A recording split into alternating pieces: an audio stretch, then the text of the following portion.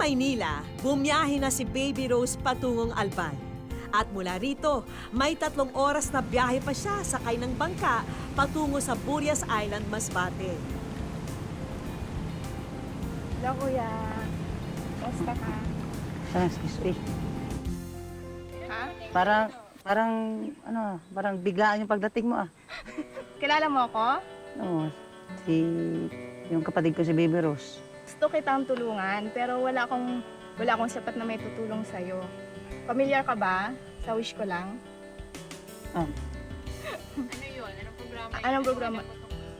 wish ko na yung mga, yung parang matutupad yung mga wish. Pinabigay to ni Miss Vicky Morales. Isa-isang ibinigay ni Baby Rose ang laman ng kahon kay Ondo. Itinuro rin niya sa kanyang kuya kung paano gamitin ang mga gadget na nakalaan talaga para sa tulad niyang hindi nakakakita. Si Yahweh lamang ang banal. Wanas. Walang Masaya. ang babae. Minsan, Kasi natutulog siya nakikita ko sa kanya na kung saan kahit naroon papaano ang kapanagtikan. nakatulong ako sa Madaling kanya. araw at may sintinangin. Salamat ka dako sa inyo.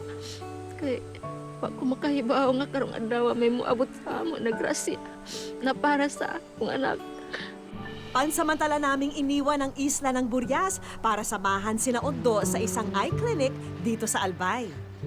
Ito ang kauna-unahang beses na mapapasuri ni Ondo ang kanyang mga mata. Yung mata niya, hindi nga natin napatingnan nung bata siya. Nung lumaki siya ng lumaki, lumiit na po yung mata niya. Hindi na rin po gumagana. Kahit operahan natin, kahit patakan natin ng gamot. So, sad to say, hanggang dyan na lang talaga ang paningin ni Mr. Aryon. May pira sana kami noon. Hindi siguro ganyan siya ngayon. Pero sa kabila ng bad news, nananatiling positibo ang pananaw ni Ondo.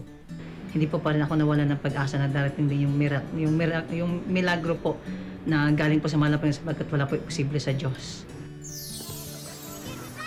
Lingid sa kaalaman ni na Ondo, ang buong barangay ng Sitio Makamote ay nagtulong-tulong para ihanda ang espesyal na sorpresa. Pagbalik ni na Ondo, may isang bagay pa na naisa na naming mahulaan niya. Wish ko lang.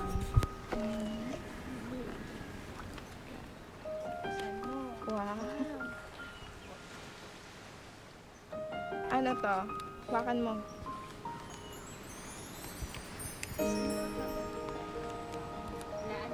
Ano yan?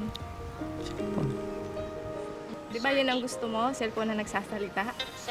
Nakaprograma ang cellphone para maari siyang magamit ng isang bulag tulad ni Ondo.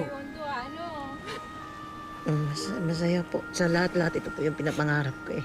Hindi na kinakailangan pa na tumawag ng ibang mga tao. Maraming salamat talaga kay sa wish ko lang at sa kapuso talaga. May puso talaga silang tumulong sa mga taong naibigay nila yung mga kahilingan. Kaligayahan ko na rin po yung maging masaya sila. Kaya rin ng cellphone na ito na basahin ang mga pumapasok na mensahe. At ang first message nito, One conversation, wish ko lang. One, Ondo, may surprise pa ang wish ko lang pera sa ayo sa Sitio Makamote.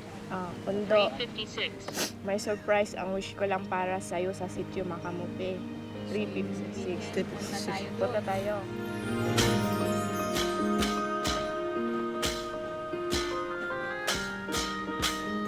masayang ingay at tugtugin ng banda ang sumalubong sa masipag na bulag na mangingisda.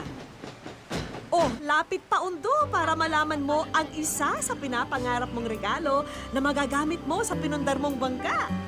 Ano yan? Makina po.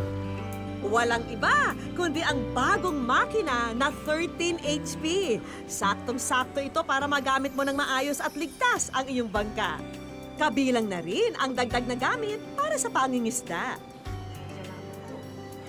Kung huwag pong isipin yung negative lagi na po maging positibo sa buhay. Darating yung panahon na gagawa po ang Diyos ng paraan para maibigay po yung kulang sa buhay at gagamit po sila ng mga tao na makakatulong po. Sobra-sobra po. Hindi ko po na-expect na ganito po karami yung maibigay nyo. Maraming salamat po. Pinatunayan ng natatanging bulag ng Sitio Makamote na walang pangarap ang hindi kayang abutin. Basta may tiwala ka sa iyong sariling kakayahan.